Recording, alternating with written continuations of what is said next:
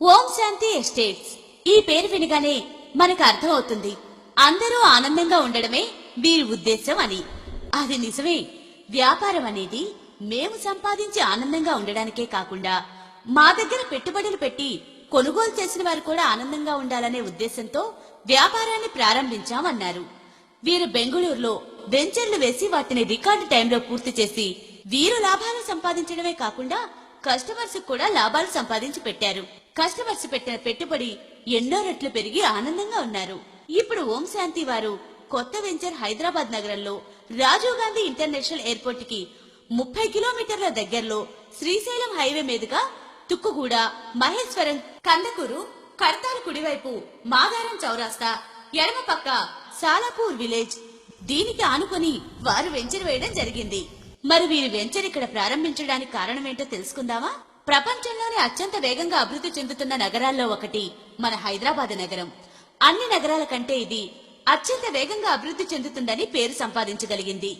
దీనివల్ల ఓం శాంతి వారు హైదరాబాద్ లో తమ వెంచర్ ని వేయాలని నిర్ణయించుకున్నారు. సరే, ఎక్కడ వేయాలి, ఎక్కడ అభివృద్ధి ఎక్కువగా జరుగుతుంది, ఏ ఏరియాలో వేస్తే మన దగ్గర కొన్న కస్టమర్స్ కి లాభాలు వస్తాయని ఆలోచిస్తే శంషాబాద్ ఏరియా అభివృద్ధి చెందబడుతుంది అని నిర్ణయించబడింది. ఇలా నిర్ణయించుకోవడానికి కారణం ఏంటి అంటే, అభివృద్ధి చెందిన దేశాల్ని గమనిస్తే అంతర్జాతీయ విమానాశ్రమానికి చేరువలో ఉండే ప్రాంతాలు ప్రగతి పదంలో దూసుకు వెళ్లాయి. ఆకాశాన్ని అంటే వాణిజ్య సముదాయాలు, అపార్ట్మెంట్లు ఈ చుట్టుప్రక్కల ప్రాంతాల్లో దర్శనమిస్తాయి. ఐటీ సంస్థలు, కార్పొరేట్ కంపెనీలు, బహుళజాతి సంస్థలు విమానాశ్రయం చేరువలో తమ కార్యాలయాన్ని ఏర్పాటు చేయాలని భావించడమే దీనికి కారణం. దీని ఫలితంగానే ఉద్యోగులకు డిమాండ్ పెరుగుతుంది. వందలాది మంది ఉద్యోగులు ఒకచోట పనిచేస్తేనే కదా సొంత ఇంటి గురించి ఆలోచనలు మొదలుపెట్టేది. శ్రీశైలం హైవే దగ్గర శంషాబాద్ రాజీవ్ గాంధీ అంతర్జాతీయ విమానాశ్రయం ఏర్పాటు చేయడం వల్ల ఈ హైవే పరిస్థితి ఒక్కసారిగా మారిపోయింది. కారణం, ఎన్నో బహుళజాతి సంస్థలు వారి కార్యాలయాల్ని ప్రారంభించడానికి స్థలాన్ని కొనుగోలు చేస్తున్నాయి, కొన్ని కట్టడాలు ప్రారంభిస్తున్నాయి. అవేంటో చూద్దాం. 450 ఎకరాల్లో Rajiv Gandhi nanotech park, ITES సేజ్లు ఏర్పాటవుతున్నాయి. Indo Pronex, Brahmani infra, Raheja వంటి సంస్థలు వాటిని అభివృద్ధి చేస్తున్నాయి. ఇండో ప్రాజెక్ట్స్ అయితే పాయింట్ ఇండో పనులు ప్రారంభించింది. 5500 ఎకరాల్లో నిర్మించే హార్డ్వేర్ పార్క్ లో పలు సంస్థలు పుట్టుకొస్తున్నాయి. HCL Mindspace, Tata Teleservices, star hotels ఇలా ఎన్నో సంస్థలు ఇందులో స్థలాలు కొనుగోలు చేశాయి. 1280 ఎకరాలలో ఫ్యాబ్ సిటీ, దానికి ఆపోజిట్ లో 200 ఎకరాలలో Gitanjali gems and jewellery park, 2800 కోట్లతో గోల్డ్ స్టోన్ సోలార్ ఫ్యాబ్, 900 కోట్లతో టైటాన్ ఎనర్జెటిక్ కంపెనీ, అంతేకాకుండా కెనడాకు చెందిన ఎంబెడెడ్ సొల్యూషన్స్ అనే సంస్థ ఫ్యాబ్ సిటీలో 70 ఎకరాల స్థలం కావాలి అంటూ దరఖాస్తు చేసుకుంది. $2 బిలియన్ల పెట్టుబడితో Hindustan semi conductor manufacturing company తమ పరిశ్రమను ఏర్పాటు చేయడానికి ముందుకొచ్చింది. చౌక ధరలకు సీడీలను, డీవీడీలను అందజేసే మౌసర్ బేస్ సంస్థ ఒక యూనిట్ ఏర్పాటు చేయాలి అని కృత నిశ్చయంతో ఉంది. ఈ సంస్థకు 100 ఎకరాలు కేటాయించారు. ఈ అధికార బృందం ఫ్యాబ్ సిటీని సందర్శించి సుమారు 2000 కోట్ల పెట్టుబడితో యూనిట్ ని ఏర్పాటు చేస్తామని ప్రకటించింది. చిన్న చితక సంస్థలతో పాటు ఎకరాలలో నిర్మించే కంపెనీలు 30కి పైగా ఫ్యాబ్ సిటీలో ఏర్పాటు కానున్నాయి. కడతాలలో ముచ్చర్ల ఐటీ పార్క్, మరో 2 సంవత్సరాలలో జార్జియాటిక్ అంతర్జాతీయ విశ్వవిద్యాలయం మొదలు కానుంది. వీటి అన్నిటితో పాటు ఆసియాలోనే అతిపెద్ద అమ్యూజ్మెంట్ పార్కును శ్రీశైలం జాతీయ రహదారిలో ఏర్పాటు చేస్తున్నారు. చూశారుగా, భవిష్యత్తులో ప్రత్యక్షంగా పరోక్షంగా వేలాది మందికి ఉపాధి కల్పించే ప్రాంతంగా శ్రీశైలం రహదారి రూపాంతరం చెందబోతుంది. 3 ఐటీ సెజ్లు, 6 ఆధునిక టౌన్షిప్లతో ఈ ప్రాంతం కళకళలాడనుంది.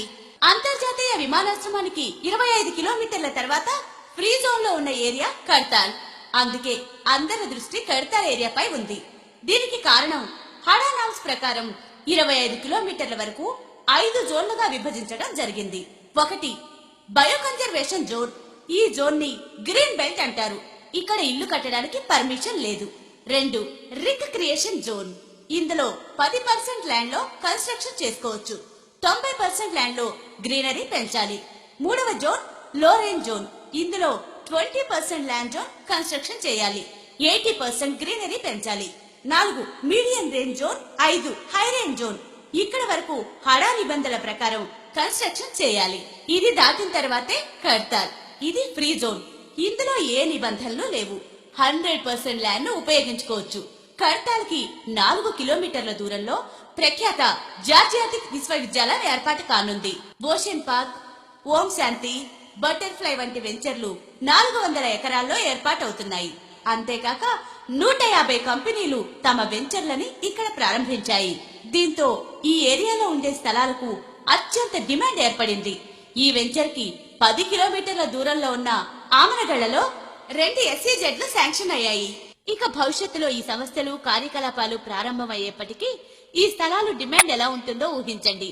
వీటి రేట్లు ఆకాశాన్ని అంటుతాయి అనడంలో ఎటువంటి సందేహం లేదు. అందుకే ఓం శాంతి రియల్ ఎస్టేట్ వారు ఇక్కడ వెంచర్ వేస్తే భవిష్యత్తులో మంచి రేట్లు పెరిగి కస్టమర్స్ కి లాభాలు తెచ్చిపెట్టవచ్చు అనే ఉద్దేశంతో ఇక్కడ వెంచర్ ప్రారంభించారు. ఈ వెంచర్ యొక్క ప్రాముఖ్యత: ముచ్చర్ల ఐటీ పార్క్ కి అతి దగ్గరలో ఉండడం, ఇక్కడ నుండి 25 నిమిషాలలో ఇంటర్నేషనల్ ఎయిర్పోర్ట్ కి చేరుకోవచ్చు, 2500 ఇండ్లకు దగ్గరలో ఉండడం, ప్రతి హాఫ్ అన్ అవర్ కి ఆర్టీసీ బస్ సౌకర్యం కలిగి ఉండడం, ఆర్టీసీ బస్ పోయే రోడ్డుకి ఆనుకొని ఈ వెంచర్ ఉండడం, ఈ వెంచర్ కి పక్కనే 150 వెంచర్లు ఉండడం, పార్కింగ్ కి ప్రత్యేకంగా ఖాళీ స్థలం ఏర్పాటు, క్లియర్ డాక్యుమెంట్, స్పాట్ రిజిస్ట్రేషన్. ఇప్పుడు ఈ వెంచర్ గురించి ఓం శాంతి మేనేజింగ్ పార్ట్నర్ కిషోర్ కుమార్ గారి మాటల్లో విందాం. నమస్తే for wise investors and would be crorepati investors. I am Kishore Kumar, managing partner of Om Shanti estates. నేను వుడ్ బి కరోడ్పతి ఇన్వెస్టర్స్ అని ఎందుకన్నానంటే ఇది నా 20 years ఎక్స్పీరియన్స్ చెప్తున్న మాటలు ఇవి. నేను ఫస్ట్ ఆఫ్ ఆల్ నేను వేసిన వెంచర్ వచ్చి బెంగళూరులో విప్రో కంపెనీ దగ్గర ఎలక్ట్రానిక్ సిటీలో వెంచర్ చేయడం జరిగింది. సో నేను 5 years బ్యాక్ SFT వచ్చేసి 200 రూపీస్కి ఇవ్వడం జరిగింది. అది ఈ రోజున వచ్చి 2500 రూపీస్ అమ్ముతున్నారు. అంటే మీరు క్యాలిక్యులేట్ చేసినట్టయితే నియర్ అబౌట్ 10 times ప్రాఫిట్ నా యొక్క కస్టమర్స్ పొందగలిగారు. ఇన్వెస్టర్ నా దగ్గరికి వచ్చి చాలా బాధపడ్డాడు. అదేంటే బాధపడతాం అంటే, లేదు సార్ ఆ రోజు మా నాన్నగారు 1000 స్క్వేర్ యార్డ్స్ కొనమని చెప్పారు, కానీ ఆ రోజు నేను 200 స్క్వేర్ యార్డ్స్ నేను కొన్నాను. ఆ రోజు నేను కనుక 1000 స్క్వేర్ యార్డ్స్ కొన్నట్టయితే నేను కరోడ్పతి అయిపోయాను సార్ అన్నాడు. అయితే ఈ రోజున వాళ్ళు మీరు ఎక్కడ వెంచర్ చెప్పండి సార్ అనడం జరుగుతుంది. ఇప్పుడు కూడాను మీ ఇన్వెస్ట్మెంట్ మీరు ఎక్కడ వెంచర్ చేస్తే అక్కడ ఇన్వెస్ట్మెంట్ చేస్తాం అనే ఉద్దేశంతో వాళ్ళు మాట్లాడుతూ ఉన్నారు.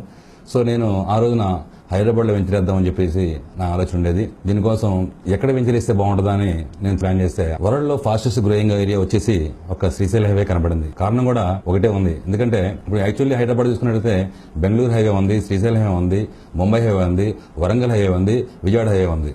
అయితే ఒక శ్రీశైలం హైవేకి డిమాండ్ ఎందుకు ఉంది? సో ప్రతి ఒక్క పర్సన్ కూడా అక్కడే ఇన్వెస్ట్మెంట్ చేస్తున్నాడు. అక్కడ వచ్చే డెవలప్మెంట్స్ ఫీచర్స్ ఆ విధంగా ఉన్నాయి. అంటే ఈ రోజున మీకు ఇదేం కాదు, ఇవాళ ఫాస్టెస్ట్ గ్రోయింగ్ ఏరియా ఒక హైదరాబాద్ ఏరియాలోని శ్రీశైలం హైవేనే. కారణం ఏంటంటే ఒక ఎయిర్పోర్ట్ 5500 acres లో స్టార్ట్ చేయడం జరిగింది. దాని ఎదురుగానే హార్డ్వేర్ పార్క్ 5000 acres రావడం జరిగింది. దాని ముందుగా వచ్చేసి ఎయిర్పోర్ట్ ముందు వచ్చి బ్రాహ్మణ ఇన్ఫ్రా అని చెప్పేసి హిందూజా ప్రాజెక్ట్ వచ్చింది. దాని తర్వాత మైండ్ స్పేస్ అని, టాటా టెలికామ్ అని చెప్పేసి, దాని తర్వాత ఫ్యాబ్ సిటీ అనేది దాదాపు 1280 acres ఫ్యాబ్ సిటీ వచ్చింది. ఒక ఫ్యాబ్ సిటీ తీసుకున్నట్టయితే gold stone solar fab company 2800 crores తో స్టార్ట్ చేయడం జరుగుతుంది. దాంతో పాటుగా టైటన్ ఎనర్జీ కంపెనీ చెప్పేసి అదొక 900 crores తో స్టార్ట్ చేస్తున్నారు. దాదాపు 70 కంపెనీలకు అక్కడ ఫ్యాబ్ సిటీలో వర్క్ జరుగుతుంది. దాని తర్వాత తీసుకున్నట్టయితే ఫ్యాబ్ సిటీ తర్వాత మ్యూచువల్ 80/970 acres లో ఇలా చూసుకుంటూ పోతే శ్రీశైలం హైవేలో చెప్పాలంటే నియర్ అబౌట్ 20,000 acres డెవలప్మెంట్ అక్కడ జరుగుతుంది. సో ఒకసారి గమనించండి, 22,000 ఎకరాల ల్యాండ్ డెవలప్మెంట్ జరుగుతుందంటే ఎన్ని వేల కోట్ల రూపాయలు ట్రాన్సాక్షన్ జరుగుతుంది, అక్కడ ఎన్ని వేల ఎంప్లాయీస్ అక్కడ జాబ్ చేయడం జరుగుతుంది. సో వీళ్ళందరికీ ఉండడానికి అక్కడ ఎక్కడి దాకా డెవలప్మెంట్ అంటే ఇవాళ హడాకు నామ్స్ పెట్టింది బై కన్జర్వేషన్ చేయాలని చెప్పేసి. దరిదాపుగా ఒక 9-10 కిలోమీటర్ డిస్టెన్స్ వరకు ఇల్లు కట్టే పర్మిషన్ అక్కడ లేదు. కనుక అది దాటే మనం వెళ్ళాలి. అక్కడ జోన్స్ కూడా పెట్టడం జరిగింది. బై కన్జర్వేషన్ జోన్ అని, రిక్రియేషన్ జోన్ అని, లో రేంజ్ జోన్ అని, హై రేంజ్ జోన్ అని, మీడియం రేంజ్ జోన్ అని. సో దీన్ని ఆలోచన చేసినట్టయితే నేను ఫ్రీ జోన్ అనేది ఏరియా తీసుకుని జరిగింది. ఫ్రీ జోన్ మీన్స్ ఏంటంటే అక్కడ need not go to any హడాకి వెళ్ళాల్సిన పని లేకుండా మనం అక్కడ ఫ్రీ జోన్ ఏరియాలో వెంచర్ చేయడం కోసం మేము ప్లాన్ చేయడం చేస్తే దరిదాపుగా ఆ ఏరియాకి నేను 6 months తిరిగాను ల్యాండ్ వెంచర్ చేయడం కోసం. సో 6 months తిరిగినట్టయితే అక్కడ ఎక్కడ చూసినా కూడా వెంచర్స్ మీకు తెలియదు కాదు. ల్యాండ్ లో ప్రతి ఏరియా డెవలప్మెంట్ చూసినట్టయితే అక్కడ ఒక లేఅవుట్ వేసినట్టయితే ఆ లేఅవుట్ లో ఎవరైనా ఇల్లు కడితే లేఅవుట్ డెవలప్ అవుతుంది. ఇల్లు కట్టకపోతే డెవలప్మెంట్ అనేది కనుచూపు మళ్ళీ కనబడదు. సో ఇక్కడ నేను లేఅవుట్ ఒక ఎంటీ లేఅవుట్ వేసి అక్కడ ఇన్వెస్ట్మెంట్ పెట్టినరా బాబు అంటే రేపొద్దున అక్కడ తొందరగా డెవలప్మెంట్ కనబడదు. ఎవరు ఇల్లు కట్టే పరిస్థితి, నువ్వు కడతాను నేను కడతాను కోతన ఎవరు ఇల్లు కట్టరు. అయితే నా ఆలోచన ఏంటంటే ఒక ఇల్లు ఉన్న ఏరియాలో ప్లాన్ చేసి ఎలా ఉంటుందని ఉద్దేశంతో ఆలోచిస్తే నాకు ఒక మంచి నెంబర్ 1 ఏరియా దొరికింది. అది దాదాపు చెప్పాలంటే స్పెషల్ ఎకనామిక్ జోన్ దగ్గరలో ఉన్న ల్యాండ్ నేను చూడడం జరిగింది. అది దాదాపుగా 2000 హౌస్లకు ఆనుకున్న ల్యాండ్ అది. సో ఇది మంచి నెంబర్ 1 ఏరియా అని చెప్పి దాన్ని తీసుకొని ఆ ల్యాండ్ మొత్తం దాని యొక్క డాక్యుమెంట్స్ లింక్ ఎవ్రీథింగ్ చూసుకుంటే దాదాపు 40 years హిస్టరీ కూడా తీసుకొని అక్కడ వెంచర్ చేయడం జరిగింది. ఇవాళ ప్రతి కస్టమర్ కూడా ఆలోచించేది ఏంటంటే వై ది ఇన్వెస్ట్మెంట్ ఎక్కడ, ఇంకోటి ఏంటంటే that is called selection of the land, selection of the company. రెండు కూడా ఆలోచిస్తాడు. కంపెనీ ఏ కంపెనీలో పెడితే బాగుంటుంది, ఎక్కడ ఇన్వెస్ట్మెంట్ పెడితే బాగుంటుంది ఆలోచిస్తే శ్రీశైలం హైవే ముందుగా చెప్పడం జరిగింది.